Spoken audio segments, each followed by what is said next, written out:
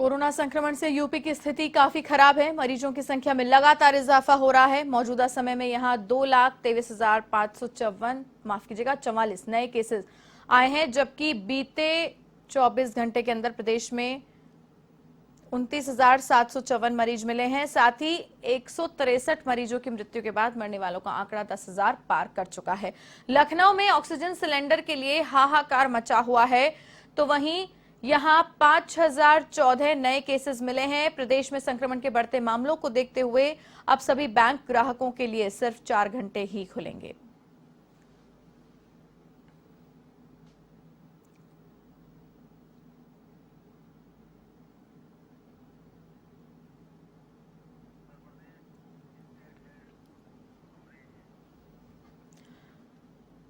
और इसी खबर पर अधिक जानकारी के लिए UP state head Amrish Singh phone line पर जुड़ रहे हैं हमारे साथ। जी अमरीश, विस्तार से आंकड़ों की जानकारी दें सबसे पहले। जी बिल्कुल भारती, कल फिर जिस तरीके से चौंकाने वाला ही आंकड़ा एक बार फिर से नजर आया, जब 30,000 के करीब फिर से मामले उत्तर प्रदेश में सामने आए। अकेले लखनऊ में ही 5,000 से ज्यादा केस कल फिर से सामने आए हैं। और जिस तरीके से हाहाकार मचा हुआ है, न सिर्फ ऑक्सीजन बल्कि बेड के लिए भी त्राही त्राही मची हुई है। सरकारी अस्पताल फुल हो चुके हैं। हालांकि सीएम योगी आदित्यनाथ एक एक पल पर नजर रखे हुए हैं और बिल्कुल अपने अधिकारियों से उन्होंने कह रखा है कि किसी भी तरीके की इंतजामी नहीं होनी चाहिए। लेकिन फिर भी जिस तरीके का नजारा देखने को मिल रहा है, अभी भी फोन नहीं उठ रहे हैं।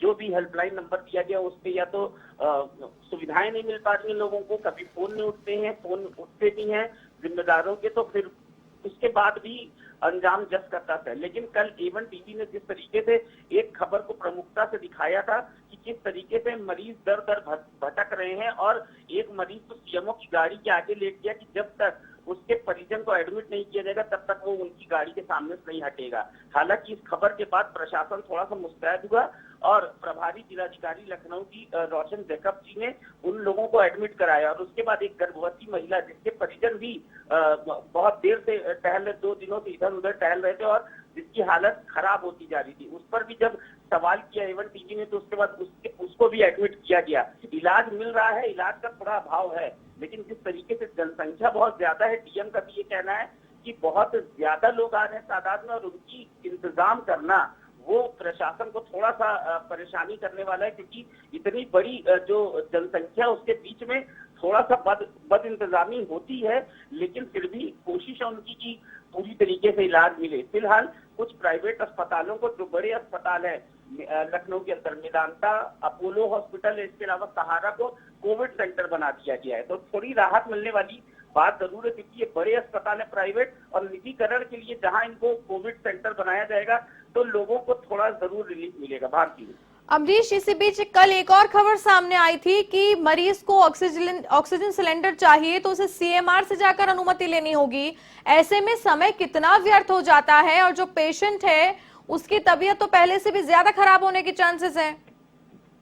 जी बिल्कुल भारती, सबसे बड़ी चीज 2 चीजों के लिए बहुत परेशानी हो रही थी। एक ऑक्सीजन के लिए, दूसरा मरीज को अगर भर्ती कराना है तो सीएमओ का रिकमेंडेशन चाहिए था। कल दोनों ही चीजों की पाबंदियों को हटा दिया गया। अब मरीज को अगर कोविड के लक्षण है और अगर आरटीपीसीआर जांच में वो पॉजिटिव पाया जा रहा है तो अब सीएमओ की परमिशन की जरूरत नहीं है एडमिट करने के लिए, पहली चीज। क्योंकि इस पर मुद्दा दूसरी पार्टियों ने भी उठाया था और स्वयं प्रियंका गांधी ने भी लेटर लिखा था।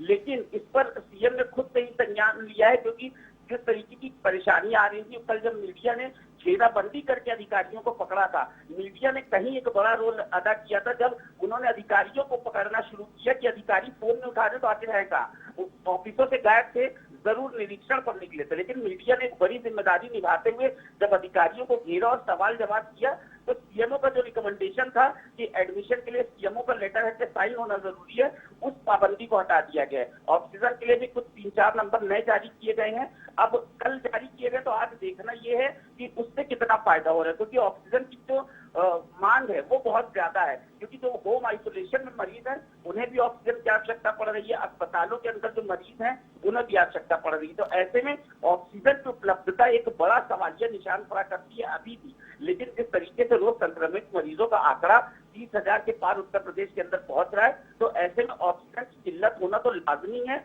लेकिन उस पर सरकार किस तरीके से नई नई पहल करके इस तरह से मरीजों का ध्यान रखती है। और इस महामारी के बीच में क्योंकि दूसरी लहर है, इसके बाद अभी संक्रमण और बढ़ेगा, घटेगा नहीं बढ़ेगा, तो इस पर क्योंकि बाहर से जो प्रवासी मजदूर है वो भी लौट रहे हैं और वो जो दिल्ली से संक्रमित मरीजों का आंकड़ा है उनमें जो भी एक बड़ा कोरोना विस्फोट हो सकता है वो भी एक बड़ी वजह है। और बिल्कुल यहाँ पे बिल्कुल तैयारियां हो रखना एक बड़ा जिम्मेदारी भरा काम है भारतीय। अमरीश, ऐसे में जब बेड की कमी देखने को मिलती है, अस्पतालों में जगह नहीं होती है और जब पेशेंट को ये सजेशन दिया जाता है कि आप घर में अपना इलाज करें, होम आइसोलेट हो जाएं, तो क्या उस स्थिति में प्रशासन की ओर से उसे तमाम सुविधाएं घर पे मुहैया कराई जाती हैं क्या? फिर चाहे वो ऑक्सीजन हो, रेमडेसिविर हो या दवाइयां हो। भारतीय नियम तो यह है कि अगर कोई मरीज अपना एंटीजन टेस्ट कराने के बाद जब आरटी-पीसीआर का जांच कराता है और जब वो पॉजिटिव होता है तो बाकायदा उसका पूरा एक डेटा चार्ट बनता है और उस डेटा चार्ट के अंदर उसको फोन करना पड़ता है और उसके पास फोन आता भी है और उससे ये जानकारी ली जाती है कि आपकी अभी जो अवस्था है वो कैसी है, उस अनुसार दवा मिलती है और उसको दवा प्रोवाइड भी कराई जाती है क्योंकि एक डेटा चार्ट बन चुका है। लेकिन बहुत से लोगों की ऐसी शिकायतें हैं कि उनके पास अभी तक कोई फोन नहीं आ रहा है, तो ऐसे में दुविधा ये है कि जो जानकार नहीं है उनको यही नहीं पता कि उनको दवा कौन सी खानी है। तो वो एक बड़ा सवाल है क्योंकि अगर जो जानकार नहीं उसको पता नहीं है और आरटी-पीसीआर जांच वो पॉजिटिव है तो सकारात्मक रहना एक बड़ी चीज है। जहां आपके अंदर निगेटिविटी आई आप बहुत जल्दी बीमारी की तरफ बढ़ते हैं। तो एक दवा की जानकारी होना बहुत जरूरी है, इसलिए सरकार ने हेल्पलाइन नंबर जारी किए हुए हैं कि अगर आप आरटी-पीसीआर जांच कराते हैं, पॉजिटिव पाए जाते हैं, तो आपको किन किन चीजों की आवश्यकता है आप उन नंबरों पर फोन कर सकते हैं और आपको पूरी जानकारी उपलब्ध कराई जाएगी। सिलेंडर के लिए भी सरकार ने नंबर जारी कर दिए हैं और दो नंबर कल ऐसे जारी किए गए हैं जहां 24 घंटे ऑक्सीजन की उपलब्धता होगी। आप फोन करिए और ऑक्सीजन आपको मिल जाएगी। जी अमरीश, तमाम जानकारी के लिए आपका बहुत बहुत धन्यवाद। तो ये थे स्टेट हेड यूपी से अमरीश सिंह, फोन लाइन पर जुड़े थे हमारे साथ इस खबर पर अपडेट के लिए, जिन्होंने बताया कि किस कदर यूपी में ऑक्सीजन को लेकर फिलहाल हाहाकार मचा हुआ है। हालांकि पूरी तमाम कोशिशें की जा रही है योगी सरकार की ओर से कि मरीज को परेशानी का सामना ना करना पड़े। इसी को ध्यान में रखते हुए कई और बड़े निजी हॉस्पिटल्स को कोविड केयर सेंटर में तब्दील कर दिया गया है, वहां पर बेड बढ़ाए गए हैं। कोशिशें लगातार जारी हैं योगी सरकार की ओर से, लेकिन जिस कदर संक्रमण फैल रहा है यूपी में, हर कोशिश कहीं ना कहीं नाकाफी साबित होती हुई नजर आ रही है।